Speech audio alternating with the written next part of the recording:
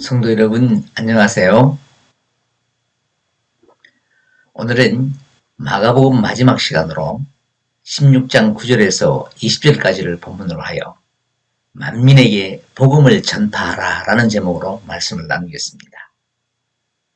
말씀을 나누기 전에 성경 본문을 자세히 보면 9절부터 20절까지를 큰 괄호로 묶어놓고 각 주에 어떤 사본에는 9절에서 20절까지 없음이라고 기록된 것을 볼 수 있습니다. 먼저 이것에 대한 설명을 간단하게 드리고 본문을 살펴보겠습니다. 어떤 이유인지는 알 수 없지만 하나님은 우리가 사는 이 세상에 성경의 원본을 남겨놓지 않으셨습니다. 지금 우리가 보는 성경은 전부 사본을 번역한 것입니다. 지금까지 발견된 사본이 5천여 종이 넘는다고 하는데 그 사본들이 모두 일치하는 것이 아니기 때문에 문제가 되는 것입니다. 성경이 기록될 당시에는 인쇄술이 발달하기 이전이어서 사람이 일일이 기록할 수밖에 없었는데 원본을 옮겨 적는 과정에서 기록의 오류도 있을 수 있고 그 기록물을 보관하는 기술이 부족해서 일부 유실된 것들도 발견된 것입니다. 이런 사본들을 비교하여 정확한 원본의 내용을 찾으려는 학문이 본문 비평이라고 말하는 사본학입니다. 오늘 본문인 마가복음 16장 9절에서 20절까지의 부분은 신약 성경의 본문 비평학에서 학자들 사이에서 논란이 많은 부분 중의 하나입니다. 왜냐하면 발견된 사본 중에는 이 부분이 있는 것도 있고 없는 것도 있으며 이 부분 대신 짧은 내용으로 기록된 것도 있기 때문입니다. 그러다 보니 원래 마가가 기록한 원문은 8절까지인데 후대의 사람이 덧붙여 기록했다고 주장하는 학자들도 있고 그렇지 않다고 주장하는 학자들도 있습니다. 하지만 그들의 주장은 모두 학문적인 추측에 불과합니다. 어느 것이 옳은지는 예수님이 오셔야 밝혀지겠지만 만약에 마가복음이 8절로 끝나는 것이라고 하면 내용상으로 결론이 없어서 매우 부자연스럽습니다. 그래서 마가가 기록한 원본에는 9절부터 20절까지가 있었는데 옮겨 기록하는 과정에서 누락되었거나 사본을 보관하는 과정에서 유실되었을 것이라는 추측이 가능합니다. 그리고 그 내용이 다른 성경 병행 구절들과 상호 보완적이고 진실성을 의심할 문제 있는 내용도 없습니다. 그래서 성령의 감동하심으로 이 부분이 있는 성경이 정경으로 채택된 것입니다. 그러므로 우리는 이 성경을 마가가 성령의 감동으로 기록한 하나님의 말씀으로 믿는 것입니다. 지난 시간에 살펴보았던 16장 1절에서 8절까지는 예수님의 부활 사실을 빈 무덤과 천사의 메시지를 통해 간접적으로 알려주고 있는데 오늘 본문에서는 예수님이 직접 나타나셔서 부활하신 모습을 보여주신 사실을 기록하고 있습니다. 신약 성경에서 부활하신 예수님이 사람들 앞에 친히 나타나신 기록은 10회 정도인데 본문에는 3번의 나타나심을 기록하고 있습니다. 그 첫 번째가 막달라 마리아에게 보이신 것입니다. 9절부터 11절까지 함께 읽겠습니다. 예수께서 안식 후 첫날 이른 아침에 살아나신 후 전에 7 귀신을 쫓아내어 주신 막달라 마리아에게 먼저 보이시니 마리아가 가서 예수와 함께하던 사람들이 슬퍼하며 울고 있는 중에 이 일을 알림해 그들은 예수께서 살아나셨다는 것과 마리아에게 보이셨다는 것을 듣고도 믿지 아니하니라. 예수님의 부활이 안식 후 첫날 이른 아침에 일어났다는 것은 이미 2절에서 기록하고 있는데 그 사실을 여기서 다시 한번 더 강조하고 있습니다. 말씀드린 바와 같이 이른 아침은 예수님이 부활하신 시각을 말하는 것이지만 예수님의 부활로 말미암아 새 역사의 이른 아침이 밝아오고 있음을 상징적으로 표현하고도 있는 것입니다.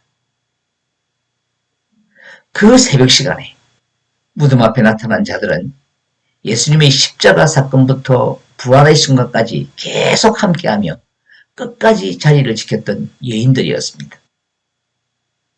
그러므로 그들은 부활의 첫 증거자가 되었는데 실망스럽게도 영적인 무지로 인한 두려움 때문에 침묵하고 말았습니다. 그러자 예수님은 무지와 두려움에 갇혀있던 막달라 마리아에게 직접 나타나셔서 그녀로 하여금 부활의 적극적인 증거자가 되게 하신 것입니다.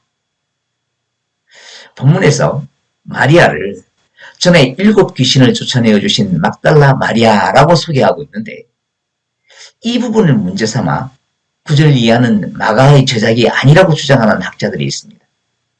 왜냐하면 막달라 마리아는 15장 40절과 16장 1절에서 이미 언급되었는데 여기서 또 7 귀신을 쫓아내어 주신이라는 설명을 붙인 것이 어색하다는 것입니다. 그렇지 않습니다. 누가복음 8장 1절부터 3절까지를 보면 막달라 마리아를 포함한 병고침을 받은 여인들이 자기들의 소유로 예수님의 제자들을 섬긴 사실이 기록되어 있습니다. 예수님은 이처럼 받은 은혜에 합당한 봉사로 끝까지 예수님을 따른 막달라 마리아에게 부활하신 예수님의 첫 대면이라는 가장 영광스러운 축복을 허락하신 것입니다. 그러므로 7 귀신을 쫓아내어 주신이라는 설명은 그녀가 고침을 받은 후에 예수님을 항상 가까이에서 따르는 제자가 되었고 그 은혜에 감사하며 예수님을 헌신적으로 섬겼다는 사실을 강조한 것입니다. 이렇게 하여 부활의 첫 증인이 된 막달라 마리아는 예수님의 죽음을 슬퍼하며 울고 있던 제자들에게 부활의 사실을 전하게 됩니다. 여기서 슬퍼하며로 번역된 헬라어 펜두시와 울다로 번역된 클라이우시는 그 원형이 모두 슬퍼하다, 애곡하다라는 뜻인데 죽은 사람에 대한 애도를 나타낼 때 사용된 단어입니다. 즉 그들은 예수님의 죽음을 슬퍼하며 애곡했지만 부활의 신앙은 없었던 것입니다. 이런 제자들에게 막달라 마리아가 부활하신 예수님이 자신에게 직접 나타나셨다고 전했지만 그들은 믿지 않았습니다. 그때의 정황은 누가복음 24장 11절 12절에서 좀 더 자세히 기록하고 있습니다. 함께 읽겠습니다. 사도들은 그들의 말이 허탄한 듯이 들려 믿지 아니하나 베드로는 일어나 무덤에 달려가서 구부려 들여다보니 세마포만 보이는지라 그 된 일을 놀랍게 여기며 집으로 돌아가니라.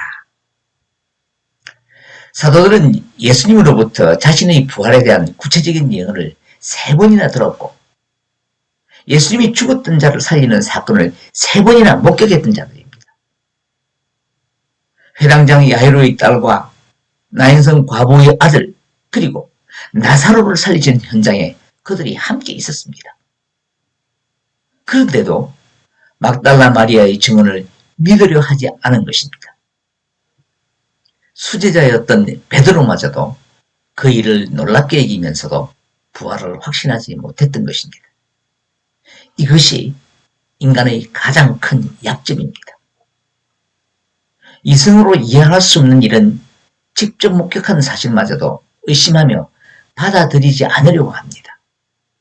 바로 이것이 교만입니다. 솔로몬은 잠언 16장 18절에서 교만은 패망의 선봉이요 거만한 마음은 넘어짐의 앞잡이니라 라고 했는데 아담과 하와가 그 교만으로 넘어진 것입니다. 뱀의 유혹으로 선악과로 따먹은 행위가 먹음직도 하고 보암직도 하고 지혜롭게 할 만큼 탐스럽기도 하다는 자신들의 이성적 판단에 따르는 것입니다. 하나님의 말씀보다 자신들의 이성적 판단을 따라 행한 이것이 바로 교만인 것입니다. 누가복음 24장 6절에서 9절까지 함께 읽겠습니다. 여기 계시지 않고 살아나셨느니라. 갈릴리에 계실 때에 너희에게 어떻게 말씀하셨는지를 기억하라. 이르시기를 인자가 죄인의 손에 넘겨져 십자가에 못 박히고 제3일에 다시 살아나야 하리라 하셨느니라 한데, 그들이 예수의 말씀을 기억하고 무덤에서 돌아가 이 모든 것을 11사도와 다른 모든 이에게 알리니, 빈 무덤에서 예수님의 부활을 이해하지 못하고 두려워 떨고 있었던 여인들이 예수님의 말씀을 기억하고 제자들에게 부활의 소식을 전했던 것입니다. 사랑하는 성도 여러분, 성도가 말씀을 잊고 살아가면 마음이 교만해져서 불신앙에 빠지게 됩니다. 하나님의 말씀은 우리의 불신앙을 치유하고 죽어가던 영혼을 살립니다. 그래서 시편 기자도 시편 1편 2절에서 오직 여호와의 율법을 즐거워하여 그 율법을 주야로 묵상하는 자가 복 있는 자라고 노래한 것입니다. 저와 여러분이 하나님의 말씀을 묵상하며 그 말씀에 순종하여 교만한 마음에서 벗어나는 그런 복 있는 성도가 되기를 소원합니다. 마가복음 본문 12절 13절을 함께 읽겠습니다. 그 후에 그들 중 2사람이 걸어서 시골로 갈 때에 예수께서 다른 모양으로 그들에게 나타나시니 2사람이 가서 남은 제자들에게 알리었으되 역시 믿지 아니하니라. 예수님이 십자가에서 죽으신 이후 제자들은 모두 예루살렘을 떠나 숨어버렸습니다. 왜냐하면 십자가의 형벌이라는 극형을 당한 자의 제자들을 로마 정부가 그냥 두지 않았을 것이기 때문입니다. 지금 이 2 제자도 그 위험에서 벗어나기 위해 시골로 가고 있는 것인데, 누가복음 24장 13절에서 35절까지의 기록을 보면 제자들이 가고 있는 시골은 엠마오라는 동네입니다. 엠마오는 따뜻한 샘물이라는 뜻인데 그곳이 어딘지는 확실하지 않지만 예루살렘에서 25리 떨어져 있는 곳이라고 합니다. 그러니까 이 2 제자는 약 10km 정도 되는 거리를 걸어가며 그동안의 일에 대해 서로 이야기하고 있었던 것인데, 그때 예수님이 그들에게 나타나셨습니다. 하지만 그들은 영안이 가려져서 예수님을 알아보지 못했습니다. 누가복음 24장 16절 17절을 함께 읽겠습니다. 그들의 눈이 가려져서 그인 줄 알아보지 못하거늘 예수께서 이르시되 너희가 길 가면서 서로 주고받고 하는 이야기가 무엇이냐 하시니 2사람이 슬픈 빛을 띠고 머물러 서더라. 2 제자 중에 한 사람은 18절에서 글로바 이미 드러났지만 한 사람의 이름은 밝혀지지 않았습니다. 학자들은 그가 누가라고 말합니다. 마가복음 14장에서 마가가 자신이 벌거벗고 달아났다고 할 수가 없어서 청년이라고 기록한 것처럼 누가도 예수님의 죽음에 낙심하여 예루살렘을 떠나는 자기의 부끄러운 과거를 차마 밝힐 수가 없었던 것입니다. 그러나 성령의 감동으로 기록하는 성경에 그들이 도망한 사실을 기록하지 않을 수가 없어서 그냥 제자라고 한 것입니다. 누가복음 24장 19절부터 21절까지 함께 읽겠습니다. 이르시되 무슨 일이냐? 이르되 나사렛 예수의 일이니 그는 하나님과 모든 백성 앞에서 말과 일에 능하신 선지자이거늘 우리 대제사장들과 관리들이 사형 판결에 넘겨주어 십자가에 못 박았느니라. 우리는 이 사람이 이스라엘을 속량할 자라고 바랐노라. 이뿐 아니라 이 일이 일어난 지가 사흘이요. 요한복음 19장 25절을 보면 글로가는 예수님의 부활을 목격한 막달라 마리아와 함께 있었던 또 다른 마리아의 남편입니다. 그러므로 그는 예수님이 십자가에서 죽었던 사실뿐만 아니라 아내에게 들어서 어떻게 부활하셨는지도 이미 다 알고 있었습니다. 하지만 자기 아내가 전해준 부활의 사실을 믿지 못했던 것입니다. 그는 예수님을 구세주가 아니라 한 선지자로 생각했고 이스라엘을 속량할 자로 알고 있었습니다.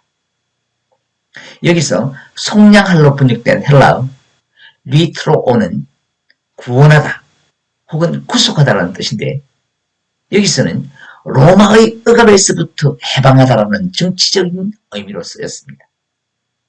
그러니까 예수님의 부활을 믿지 못한 것입니다. 이후의 내용을 보면 예수님은 자신의 부활을 믿지 못하는 두 제자에게 구약의 선지자들이 예언했던 성경 말씀을 풀어주었습니다. 그리고 날이 저물어 함께 음식을 먹을 때에 예수님이 축사하시고 떼어준 떡을 받고서야 그들의 눈이 밝아져서 예수님을 알아보게 되었는데 그 뒤로 예수님은 그들의 눈에 보이지 않았습니다. 자, 그러자 그들이 서로 말합니다. 누가복음 24장 32절입니다. 그들이 서로 말하되 길에서 우리에게 말씀하시고 우리에게 성경을 풀어주실 때에 우리 속에서 마음이 뜨겁지 아니하더냐 하고, 뜨겁지 아니하더냐의 각조를 보면 헬라어로 불타지라고 기록되어 있습니다. 그러니까 예수님이 하나님의 말씀을 풀어주실 때 그들의 가슴이 불타는 것과 같이 뜨거워진 것입니다. 이것이 말씀의 능력입니다. 이 두 제자는 예수님이 부활하신 사건을 알고는 있었지만 믿을 수가 없었는데 말씀이 깨달아져서 가슴이 불타듯 뜨거워지면서 믿음이 생긴 것입니다. 사랑하는 여러분, 진정한 성도는 심령이 하나님의 말씀에 붙잡혀야 합니다. 그렇지 않으면 조그마한 충동에도 신앙이 흔들리게 됩니다. 그러므로 주님 오시는 날까지 흔들리지 않는 신앙으로 사명을 감당하며 건강한 성도의 삶을 살기 위해서는 말씀에 붙잡혀 그 말씀에 충실해야 하는 것입니다. 마가복음 본문으로 돌아갑니다. 14절부터 16절까지 함께 읽겠습니다. 그 후에 11제자가 음식 먹을 때에 예수께서 그들에게 나타나사 그들의 믿음 없는 것과 마음이 완악한 것을 꾸짖으시니 이는 자기가 살아나는 것을 본 자들의 말을 믿지 아니함이러라. 또 이르시되 너희는 온 천하에 다니며 만민에게 복음을 전파하라. 믿고 세례를 받는 사람은 구원을 얻을 것이요 믿지 않는 사람은 정죄를 받으리라. 예수님은 제자들이 음식을 먹을 때 나타나셔서 자신의 부활 사실을 듣고도 믿지 못하는 제자들의 믿음 없음과 마음이 완악한 것을 꾸짖었습니다. 믿음 없는 것에 해당하는 헬라어 아피스티아는 주로 믿음을 적극적으로 거부하거나 배척하는 일에 사용된 단어입니다. 그리고 마음이 완악한 것으로 번역된 헬라어 스클레로카르디아는 확실한 증거도 거절하는 굳어진 마음을 뜻하는 단어입니다. 지금 제자들의 마음은 부활의 사실을 받아들일 수 없을 만큼 아주 단단하게 굳어져서 적극적으로 그 사실을 부인하는 극단적인 불신앙의 상태에 놓여 있었던 것입니다. 그런데 이해할 수 없는 것은 이런 불신앙 상태의 제자들에게 온 천하에 다니며 만민에게 복음을 전파하는 엄청난 사명을 맡기신 것입니다. 그 이유는 복음은 인간적인 지식이나 능력에 의해서 전파되는 것이 아니라 오직 하나님의 택하심의 은혜와 그 택하심을 받은 자들의 신앙적 결단에 의한 것입니다. 그러므로 우리는 어떤 상황에서든지 전해야 합니다. 그때 그 전하는 말씀을 들은 자가 믿고 세례를 받으면 구원을 얻을 것이지만 믿지 않으면 정죄를 받게 되는 것입니다. 우리가 하나님의 자녀가 된 것도 마찬가지입니다. 원래 우리는 불신앙의 존재였습니다. 그런 우리가 하나님의 긍휼로 인하여 구원을 얻고 복음의 증인이 된 것입니다. 그것은 오직 하나님의 은혜로 말미암은 것입니다. 17절, 18절을 함께 읽겠습니다. 믿는 자들에게는 이런 표적이 따르니 곧 그들이 내 이름으로 귀신을 쫓아내며 새 방언을 말하며 뱀을 집어 올리며 무슨 독을 마실지라도 해를 받지 아니하며 병든 사람에게 손을 얹은 적 나으리라 하시더라. 예수님은 복음 전파를 위한 도구로 믿는 자들에게 표적을 허락하셨는데 이것은 이미 12제자들을 부르신 후에 주신 권능이며 실제로 제자들의 전도 여행 때 이와 같은 이적이 일어났습니다. 그런데 여기서 문제가 되는 것은 18절입니다. 사도 바울이 멜리데섬에서 뱀에게 물려서나 아무 일이 없은 적은 있습니다. 그러나 무슨 독을 마실지라도 해를 받지 아니한다는 예언이 이루어진 사실은 성경에 없습니다. 하지만 이러한 표적은 복음 사역을 위해 하나님이 주신 것이므로 필요할 때에 하나님의 허락하심으로 언제라도 일어날 수 있는 것입니다. 다만 그 권능의 인위적인 사용으로 자신을 과시하거나 하나님을 시험하게 되면 그 표적은 나타나지 않습니다.